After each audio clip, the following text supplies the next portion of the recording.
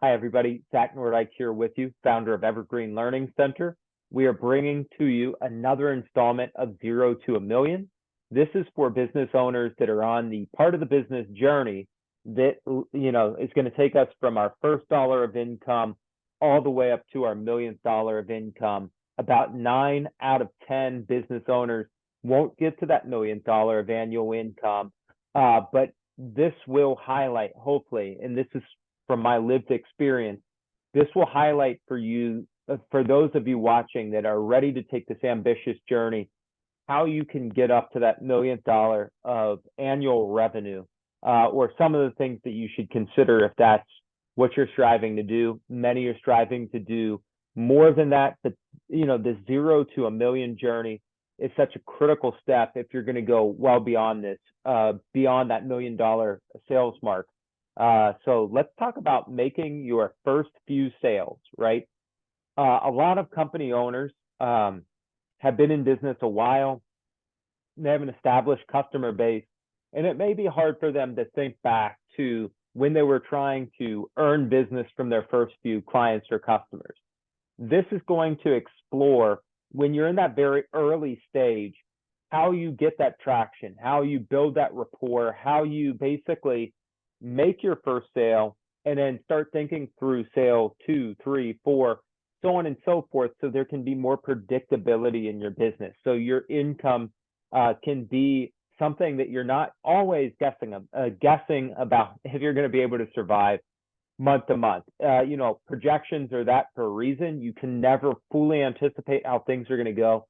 But we want to talk about earning business to get your business sales rolling, and then sustaining that business that you earn by thinking very strategically. So again, it's a tip to any entrepreneur. We've got to really figure out how to sell to our customers. But once we've sold to our customers, what are we learning, and how do we make this into more of a system than just out there kind of grinding and hustling only? Like, how does this start to take shape into a system? I think we all know it starts with one. Our very first customer is so critical, okay? When you're at your earliest stage, it is so important to leverage your network, your friends and family, local opportunities where you can get your product or service into the hands of buyers that are really looking for what you offer. This is not a time to be too choosy. You are really looking to get that first transaction as proof of concept, okay? When we're ambitious and we're trying to build our business, oftentimes we want everything to be perfect. And we want to make sure that the first customer that tries our product or service is thrilled and delighted. And I think that that's a fine mindset. But we've got to really ask for the business and just get our first sale, because there's so many things that are impossible to know until you actually deliver whatever it is that you deliver as part of your business. Okay, if you have a marketing agency, you can never know all the things that a customer is looking for until you make your first sale. If you have a baking business and you sell bread, you cannot know possibly what a customer will pay or get really honest feedback until you basically set a price, somebody's paid it, and then they'll most certainly give that really honest feedback based on the price point you selected. I love the thought process around wanting to deliver the best experience, but I think sometimes we need to make sure that we get the business in and really get over the hump of having a first sale, right? It is a mental block when we're trying to make things so perfect that we just don't know if there is any market that will pay for what we're doing. And it's important to know that whatever we're delivering is solid, but doesn't need to be perfect. Because once we get one customer, I can tell you there's going to be more learning than any brainstorm session, any kind of perceived, I guess, trying to figure out what people want will not be clear until we've actually sold. And what we really want to do is go to an audience that is really hungry for our product, even if that is somebody in our personal network, if it's going to a local trade show. We absolutely have to get our first sale and not worry about mass selling, okay? But really learning from that first sale.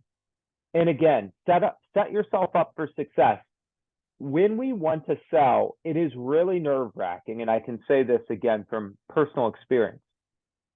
It's uncomfortable. We do not know if the quality of what we're about to offer will meet the expectations of the person that's going to give us money. And it feels really uncomfortable to accept money when we're not sure and there's no track record and there's no proof.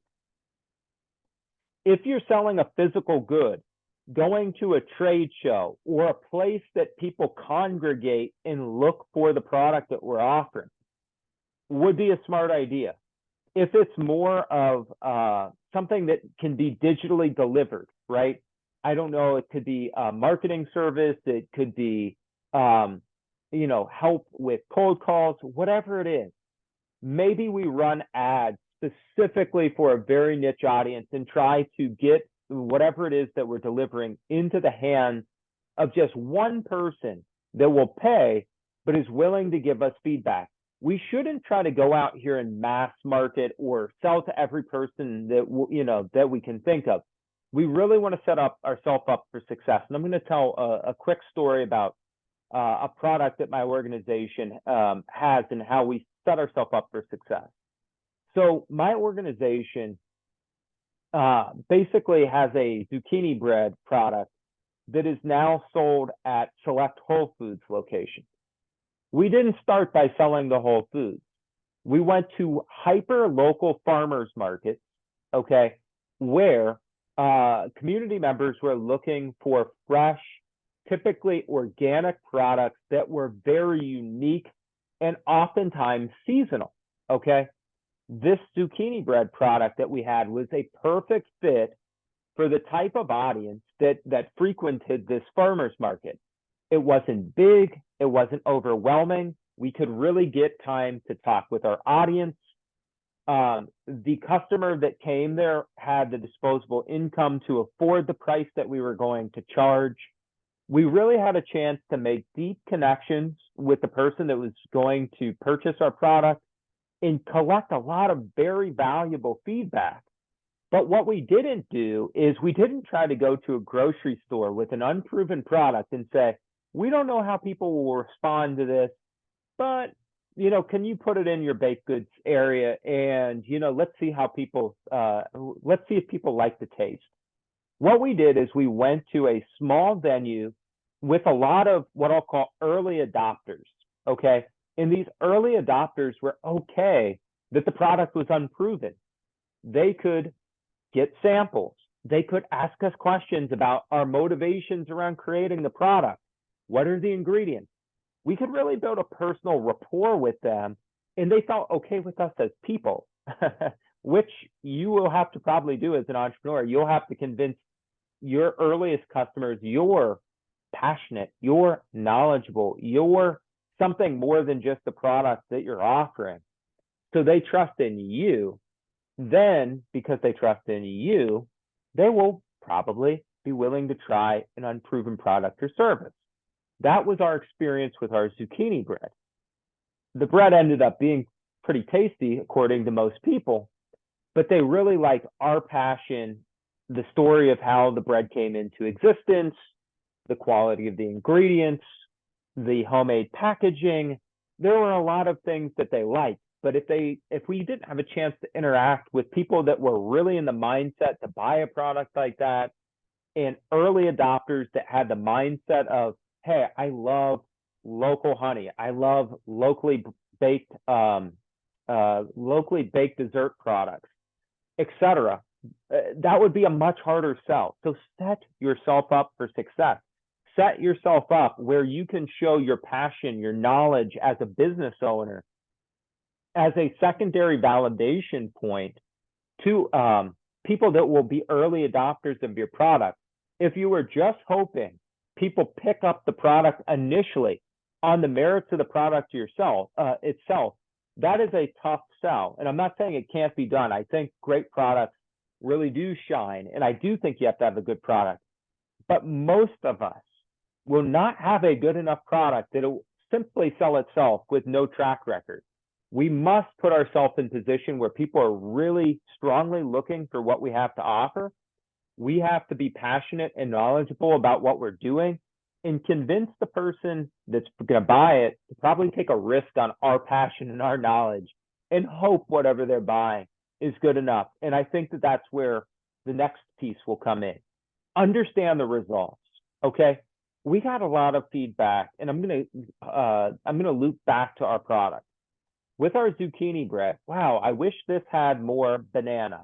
I wish this were gluten-free flour. I wish this had chocolate chips in it. You're going to get the wishes, the feedback, the improvements, the reviews in person if you've made your first sale.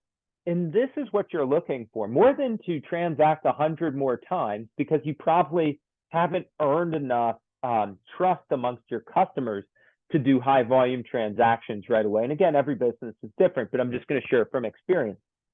Your sale is great. The understanding and feedback that your customer gives you to sell more effectively or sell a product that is more suited to what that target audience that you're trying to attract is looking for is really the biggest part of a sale. I can tell you, just having people demo a product, it's good, but until they've paid, it's so different the feedback you get if you just give a product to somebody versus they pay. When somebody votes with their money, they're really saying, hey, I'm going to give this a real try. They're usually much more inclined to get feedback because they've kind of put some skin in the game too. They said, okay, you wanted $5 for this, 8-ounce loaf of bread. I'm going to make sure I'm getting my $5 worth out of this by tasting it, making sure it's worth $5 in my opinion. I'm going to give you my opinion on what would make it worth $5, or if you've chosen the right price point, or if you've chosen the right ingredients, or things I'd like to, or things that the consumer would like done in the future. So really listen to that feedback. Make sure that you're understanding those results. Sales versus operations. All of us would like to sell an infinite quantity of our product. Here's a little thing that most entrepreneurs and business owners don't think about. If you're very successful with selling, do you have the operational capacity to make enough of whatever you're doing, or have the schedule bandwidth to fulfill all those sales? Let me tell you from personal experience, oftentimes I never thought about it. Hey, boy, if we get 300 orders, can we fulfill 300 orders? If we fill up all these time slots, are there more time slots to give of ourselves? Really know if you're going to sell very aggressively, if you have the operational capacity to fulfill all that you're selling, right? Do I think that it's bad to have more sales than capacity? No, that's a wonderful problem to have. Geez, how can I ever fulfill 50,000 t-shirt orders? You'll find a way. You're an entrepreneur for a reason. You'll find a way to solve those dilemmas, but always know there's a tug of war, okay? There is always a tension between what you can sell and what you can create, meaning, can you create enough product? Can you create enough service capacity? Don't be worried or don't be nervous and think, boy, I've sold more than we have the ability to fulfill. It is always going to happen, even if you get a much larger operation. It's still a challenge. Just respect it, right? If you sell a lot, you're going to have to figure out how to deliver a lot of whatever you've just sold. But it's a healthy tension. But be aware of it, okay? Simple sales systems. Once you've made a sale, how did you do it? This is what you got to start to think through. In keeping a Google Sheet or an Excel spreadsheet, like, yes, you can do something fancier, a HubSpot, a Salesforce, or whatever, but a free Google Sheet's totally fine. What's your process? What was step 1 through closing the sale? How did you approach the person? What did you say? What were their questions? think through this sales system so you can give your process to other people that may sell for you in the future, and rate how effective you think this sales system is and where it can be improved. This is how we, in an early stage, make our sales more systematic.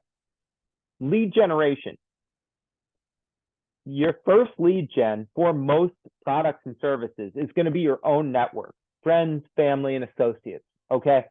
Once you have made a couple sales kind of by door knocking, meaning like finding people that you can knock on their door and see if they want this, friends, family, associates, then worry about lead generation. I think too often we're quick to, oh, I need Facebook ads and Google ads, and I need to run a TikTok campaign. Great. Does anybody want what you're doing?